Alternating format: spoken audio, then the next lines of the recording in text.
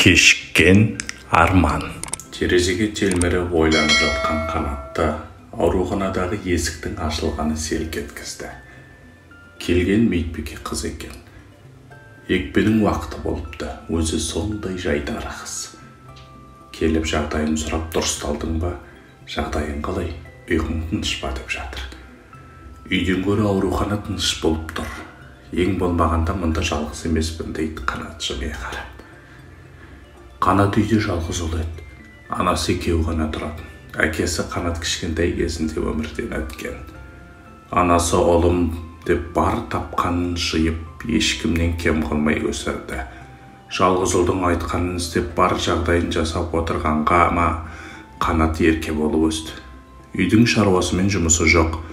Күйбеңдеп анасы сырттың да іштің де жұмысын тындырып жүреді. Қанат мектепте одан оқуын бітіріп жұмысқа тұрды. Жұмысқа тұрғанда анасы қатты қуанды, бірақ Қанаттың ойында тек жұмыс еді. Анасы енді ер жеттің, қолымды ұзартатын келін әкел, бұрынғыдай қауқарым шамамда жоқ деп күнде айтумен болды. Келін жұмсап шүйіркелесіп шай ішіп отырайын деді, бірақ тыңдап жатқан ол жоқ. Тек жұмысты бірінші орынға қоятын. Қанша айтқанымен үйлене қоймады. Күндер зымырап өте берді. Қанат әлі сұрбайдақ. Кездесіп жүрген ешкімі жоқ. Күдер үзген анасы қазір үйлен деп айтпайтын болды. Қанат бүгін әдеттегідей жұмыстан келе жатыр.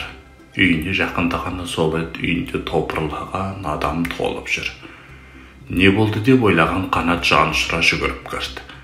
Анасын ауырып қалды ма деп ойлап еді, олай емес екен.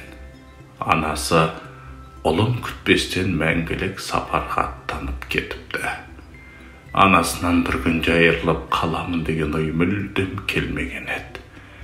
Енді болып жатқан жағдай төбесінен жай түсіргендей болды. Анасының жоқтығы, енді ұлым деген сөзін естімейтіні жанына батқан Қанат отыра қалып, анашым, мені неге тастап кеттің? Мен сенсіз қалай өмір сүремін? Кім мені жұмыстан күтіп алады? Неге ерте кеттің? Менің үйленгенімді көрмей кеттің ау. Неге сізді тыңдамадым екен деп, сол кезде түсінгендей жерді ұрғылап жылай берді. Тірі адам тіршілігін жасары анық. Анасын ақтық сапарға шығарып салып жалғыз өзі өмірін жалғастырды. Әбден ерке өскен Қанатқа оңай болмады.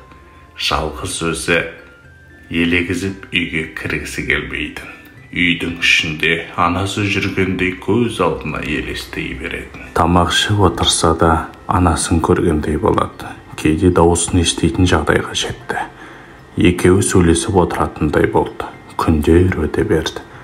Қанат өзін есі ауысқандай сезінді. Неге мен жоқ адаммен сөйлесем? Бұл қалай болғаны дейді. Қанат енді жұбанышына рақтан іздей бастады. Үйге қарауды қойды, сырттан тамақтанып, одан мас күйінде келіп жата қалады.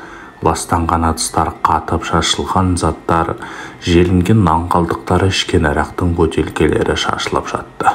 Үйінің бәрі тап-бір қора дерсің. Солай күні өте берді. Әбден ластанған үйде тұрып жатты, бірақ анасы баласын тастап кетпеді. Енді анасы түсіне көретін болды. Күнде айтатыны, ұлым, саған не болды? Неге өзіңді тастап жібердің? Тұр, үйіңді тазала, адам қатарына қосыл. Сен олай жүргенге мен кете алмай жүрмін. Екі ортада жүрмін дейді. Ұйқысынан шошып оянған Қанат ас үйдегі ыдыстарын жуып тазалап қоятын болды. Күнде осы түс, осы тірлік қайталана берді. Қанаттың өзі де қайда өмір сүріп жатқаны белгісіз. Сыртта жұмыстағылармен сөйлессе, үйіне келіп анасымен сөйлескендей жүрді. Соңғы уақытта жүйкесі сыр беріп жүр.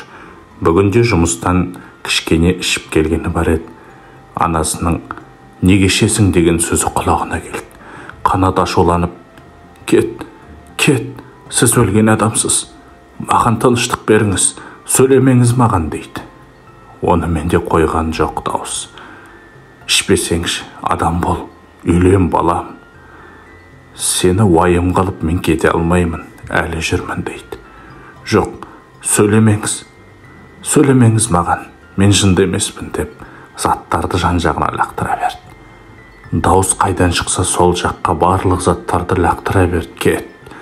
Кетіңіз дейді. Содан кейін анасының дауысы естілмей қалды. Мүлдем жоқ болып кетті. Осы уақыт жаз мезгіл еді. Қанат ашуға булығып балкон жаққа барып жатқан.